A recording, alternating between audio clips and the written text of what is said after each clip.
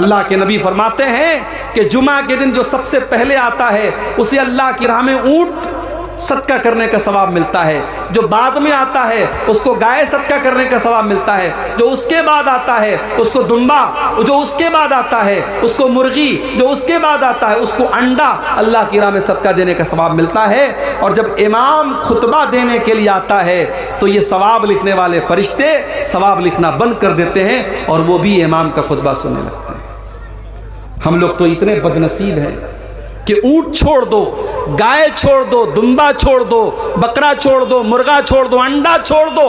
کتنے بد نصیب ایسے لوگ ہیں کہ جمعہ کے دن وہ تب آتے ہیں جب امام کا خطبہ اسٹارٹ ہو جاتا ہے، بلکہ جماعت شروع ہونے کے 5 منٹ پہلے وہ مسجد میں آتے ہیں۔ ایسا نہیں ہونا چاہیے میرے بھائی۔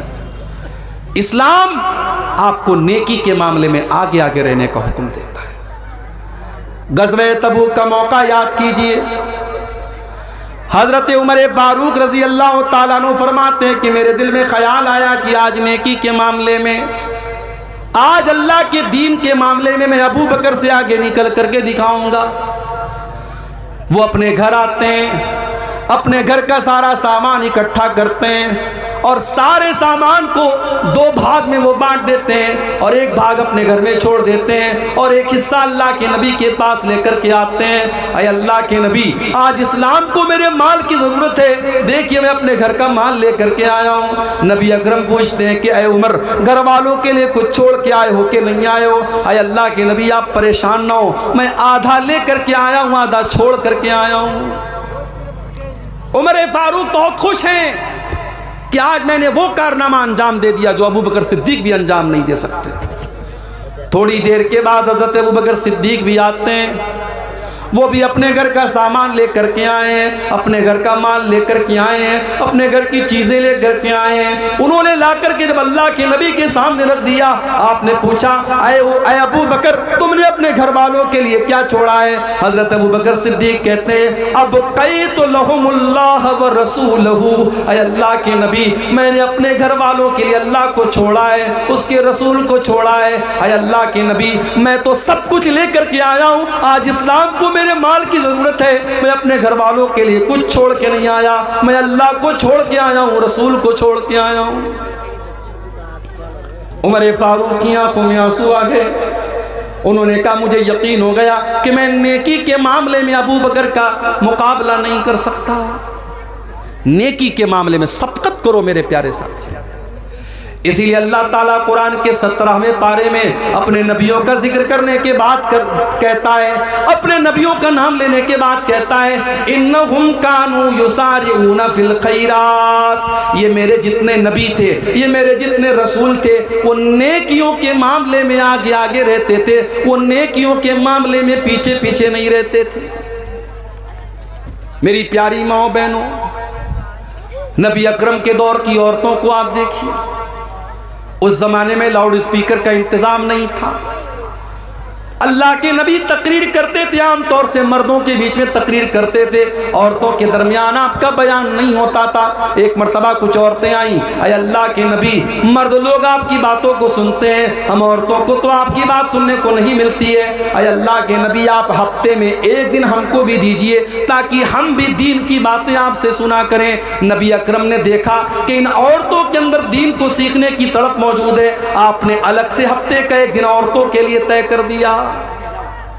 ہمارے یہاں جلسے میں آپ نے عورتوں کا انتظام کیا ہے، لیکن مسجد میں جمعہ میں ہوتا ہے انتظام آپ کے یہاں؟ نہیں ہے۔ تراویح چھوڑ دیجئے، تراویح تو سال میں ایک بار ہوتی ہے نا، جمعہ میں کیوں نہیں ہے؟ بنگال میں بھی میں گیا، بنگال میں لوگوں نے بتایا مولوی صاحب ہمارے یہاں زیادہ تر مسجدوں میں عورتوں کا انتظام جمعہ میں نہیں ہوتا ہے۔ افسوس ہے میرے بھائی، 100 کا 100 نہیں۔ آپ اہل حدیث ہیں نا ماشاءاللہ، شیرشاہ آبادی برادری ہی کے لوگ ہوں گے یہاں پہ؟ جی ہم لوگ شیرشاہ آبادی ہیں۔ شیرشاہ آبادی برادری پوری کی پوری اہل حدیث مانی جاتی ہے؟ کیا اہل حدیث آپ ہیں؟ آپ کے یہاں کی عورتوں کو دین کون سکھائے گا؟ مولوی صاحب ہفتے میں ایک دن تقریر کرتے ہیں، آدھا گھنٹہ دین کی بات بتاتے ہیں، آپ حضرات سن کے چلے آتے ہیں، گھر کی عورتوں کو کون بتائے گا؟ آج ہمارے گھر کی عورتوں کو بگاڑنے والی ہزاروں چیزیں ہیں، فیس بک ہے، سوشل میڈیا ہے، انٹرنیٹ ہے، تمام دنیا بھر کی چیزیں ہیں، ان کو دین سکھانے کے لیے سال کا ایک جلسہ کافی نہیں ہے، اور جلسے میں بھی بیچاری آتی ہیں، تقریر کم سنتی ہیں، شاپنگ زیادہ کرتی ہیں، بچوں کو لے کے گھوم رہی ہیں، ٹہل رہی ہیں، کوئی ادھر بھاگ رہی ہے، کوئی ادھر بھاگ رہی ہے۔ آپ جمعہ کی نماز میں عورتوں کے لیے انتظام کیجئے، میرے بھائی انتظام کیجئے۔ آپ نبی اکرم کے دور کی عورتیں آ کر کے ڈیمانڈ کرتی ہیں، اے اللہ کے نبی آپ ہمارے لیے انتظام کیجئے، ہمیں دین کی باتیں سنائیے۔ اور اگر آپ نے ایسا انتظام نہیں کیا، حالات بہت برے ہیں میرے بھائی۔ آج مسلمان لڑکیاں غیروں کے ساتھ بھاگ رہی ہیں، فرار ہو رہی ہیں، مرتد ہو رہی ہیں، اسلام کو چھوڑ رہی ہیں، اور ہمارا آپ صرف تماشا دیکھ رہے ہیں۔ اپنی اولاد کو سنبھالیے، اپنے بچوں کو سنبھالیے، اپنی اولاد کو دین کی تعلیم دیجئے، ورنہ پچھتانا پڑے گا۔ اپنے بچے اور بچیوں کو جس طریقے سے آپ اسکول کی اور کالج کی تعلیم دیتے ہیں، اسی طریقے سے دین کی تعلیم دیجئے، انہیں اسلام کے بارے میں بتائیے، انہیں توحید کے بارے میں بتائیے، ورنہ آگے چل کر کے 10-15 سال کے بعد جو حالات ہوں گے، ہر گھر اور ہر خاندان میں اس طریقے کے کیس ہوں گے، پھر آپ کے پاس حالات کو کنٹرول کرنے کا کوئی راستہ نہیں ہے۔ نیکی کے معاملے میں آگے بڑھیے، پیچھے مت رہیے۔ حضرت عمرو بن جموح رضی اللہ تعالیٰ عنہ ایک بوڑھے صحابی ہیں، اللہ کی راہ میں جہاد کرنے کی وجہ سے ان کی دونوں ٹانگیں خراب ہو چکی ہیں، عمر بھی 70 سال کے پار ہو چکی ہے۔ جب ایک جنگ کا موقع آتا ہے، اللہ کے نبی کے پاس ان کے چار بیٹے ہیں، ان کے چاروں بیٹوں نے اپنا نام لکھوایا۔ حضرت عمرو بن جموح نے کہا کہ اللہ کے نبی میرا بھی نام لکھ لیجیے۔ بیٹوں نے کہا ابا جان آپ نے ساری زندگی اسلام کی خدمت کی ہے، آپ کی دونوں ٹانگیں اسی میں خراب ہو چکی ہیں، اے ابا جان ہم آپ کی طرف سے جا ہی رہے ہیں، آپ کے چار بیٹے اللہ کی راہ میں جا رہے ہیں، اے ابا جان آپ گھر میں آرام کیجیے، آپ کی ضرورت نہیں ہے۔ باپ نے کہا نہیں، ٹھیک ہے میں لنگڑا ہو چکا ہوں، ٹھیک ہے میری ٹانگیں کام نہیں کر رہی ہیں، مگر میرے بازوؤں میں آج بھی طاقت ہے، میں دشمنوں کے چھکے چھڑا سکتا ہوں، میں اللہ کی راہ میں جہاد کرنا چاہتا ہوں، تم کون ہوتے ہو مجھے روکنے والے؟ باپ اصرار کر رہا ہے، بیٹے منع کر رہے ہیں، معاملہ اللہ کے نبی کے پاس آتا ہے، بیٹے کہتے ہیں اللہ کے نبی میرے باپ کو سمجھائیے، ان کو بتائیے، وہ تو بوڑھے ہو چکے ہیں، ان کی دونوں ٹانگیں کام نہیں کر رہی ہیں۔ اللہ کے نبی نے حضرت عمرو بن جموح سے کہا کہ آپ مت جائیے، آپ کو ضرورت نہیں ہے۔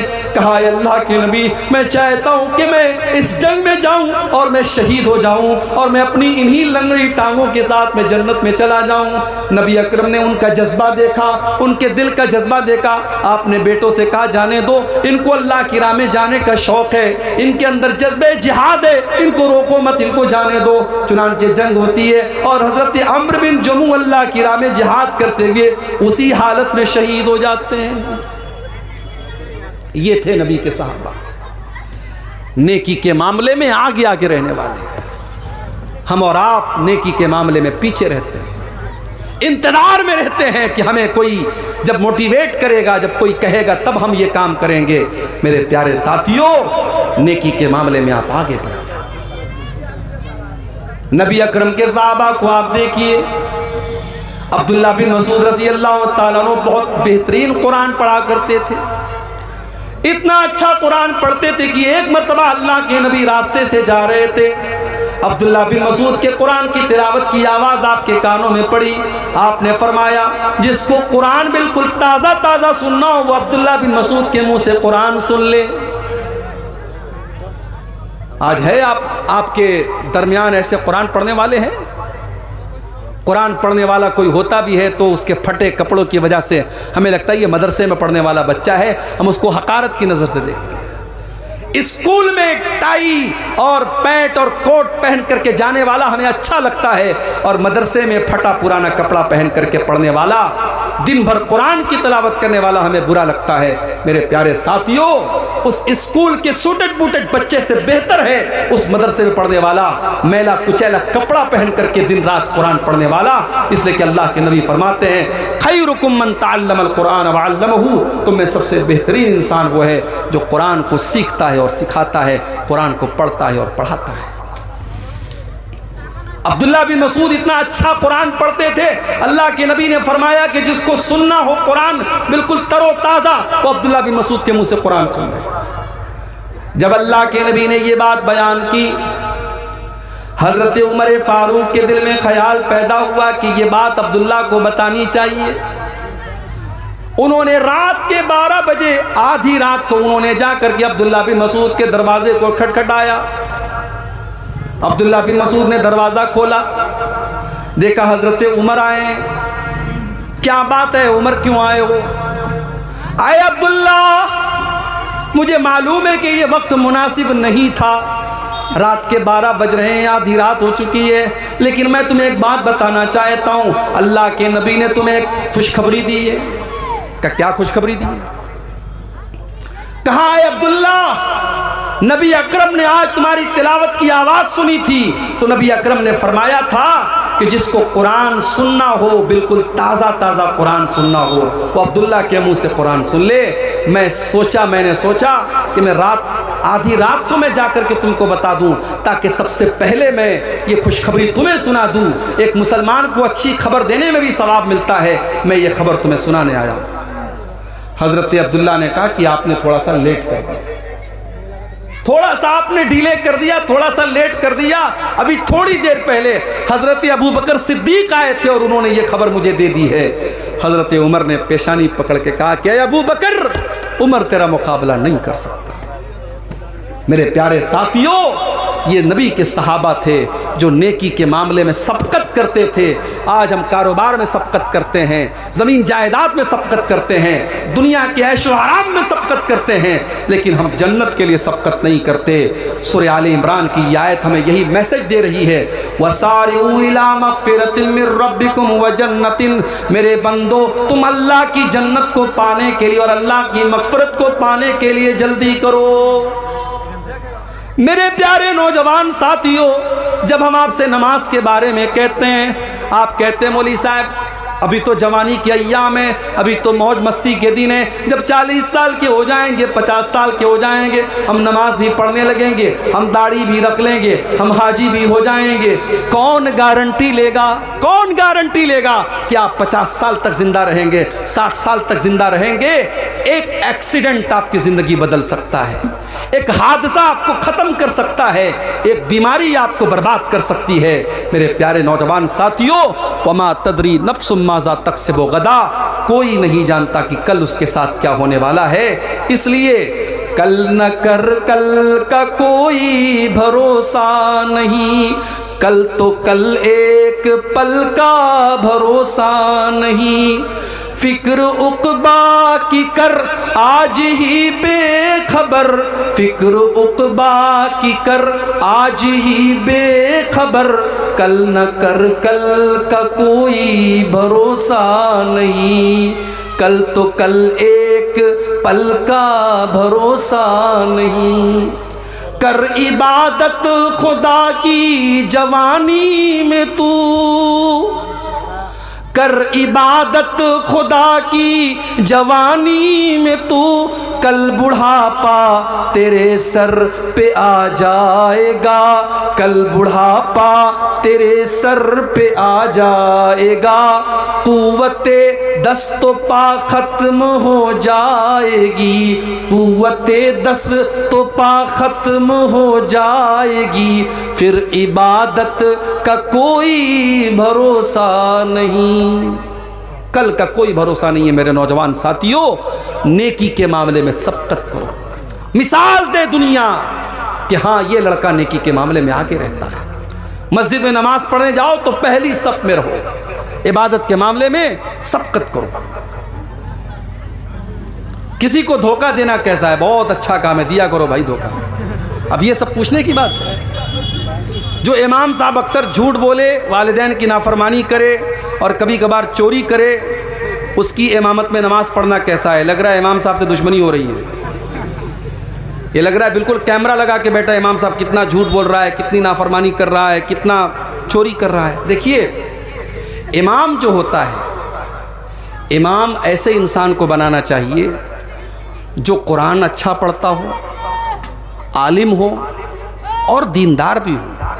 ایسا کبھی کبھی ہوتا ہے کہ ایک انسان عالم ہے لیکن دیندار نہیں ہے، تو نماز کی امامت ایک اونچا مقام ہے، یہ ہر انسان کو نہیں دینا چاہیے، تو ایسے انسان کو امام نہیں بنانا چاہیے۔ اگر ایسا انسان امام ہے نماز ہو جائے گی آپ کی نماز پر کوئی فرق نہیں پڑے گا، مگر ایسے انسان کو امام نہیں بنانا چاہیے جو کھلم کھلا یہ سب کام اگر کر رہا ہے، جھوٹ بول رہا ہے، والدین کی نافرمانی کر رہا ہے، چوری کر رہا ہے، ایسے انسان کو امامت نہیں دینا چاہیے۔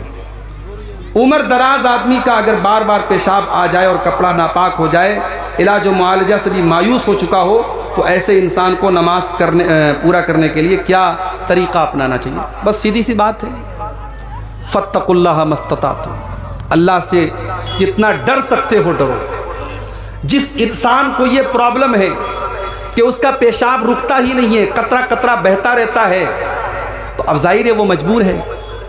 اگر وہ علاج کرا چکا ہے اور علاج سے بھی کوئی فائدہ نہیں ہو رہا ہے، تو ایسا انسان نماز اسی حالت میں پڑھے گا، لیکن ہاں ہر نماز کے ٹائم وہ نیا وضو کرے گا۔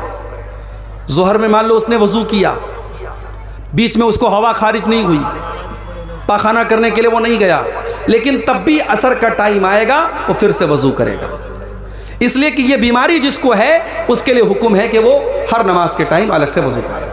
اسی طریقے سے بعض لوگوں کو ہوا خارج ہونے کی بیماری ہوتی ہے، ان کو ہر منٹ پر ہوا خارج ہوتی ہے، وہ ہر طریقے کا علاج کرا چکے ہیں لیکن ان کا مسئلہ حل نہیں ہوتا ہے، تو ان کے بارے میں بھی صحیح مسئلہ یہی ہے کہ وہ اسی حال میں نماز پڑھیں گے، وضو کریں گے اور نماز پڑھیں گے، ٹھیک ہے۔ جامع مسجد میں جگہ کی قلت ہے، مسجد کے ارد گرد بھی جگہ خالی نہیں ہے، اس لیے مسجد کو دوسری جگہ منتقل کرنا چاہتے ہیں، ایسی صورت میں مسجد کی پرانی زمین کو فروخت کر سکتے ہیں یا نہیں، جبکہ منتقل شدہ مسجد کی زمین صرف 250 فٹ کی دوری پر ہے؟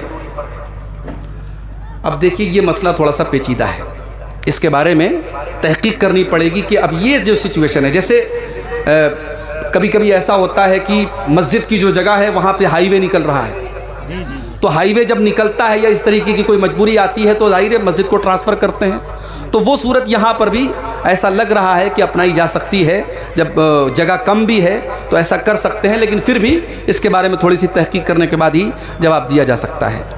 امام کا انتخاب عوام الناس کے ذریعے ہوگا یا عالموں کے ذریعے ہوگا؟ دیکھیے عوام کے انتخاب کے لیے کوئی شریعت کی شرط نہیں ہے، اللہ کے نبی نے کچھ کرائٹیریا بتا دیا ہے کہ امام ایسا انسان ہونا چاہیے جو قرآن کو زیادہ پڑھنے والا ہو، سنت کا جانکار ہو، نماز کا طریقہ جاننے والا ہو۔ اگر اس کرائٹیریا پر کوئی محلے میں کوئی انسان کھرا اتر رہا ہے، اس کو عوام بھی امام بنا سکتی ہے، کوئی ضروری نہیں کہ علماء کی ایک کمیٹی ہو وہی امام بنائے، ایسا کوئی ضروری نہیں ہے۔ تو میرے نوجوانوں، یہ جو مسئلہ ہے دین کے اندر آگے آگے رہنے کا، اس کو ہم اپنے اندر پیدا کریں، ہم بیک بینچر نہ بنیں۔ اسکول میں ہوتا ہے نا، اسکول میں کلاس میں پیچھے بیٹھنے والا جو ہوتا ہے اس کو بیک بینچر بولتے ہیں، تو جو بالکل فیصدی ہوتا ہے، جو امتحان میں فیل ہوتا ہے، اس کو ہم بولتے ہیں بیک بینچر۔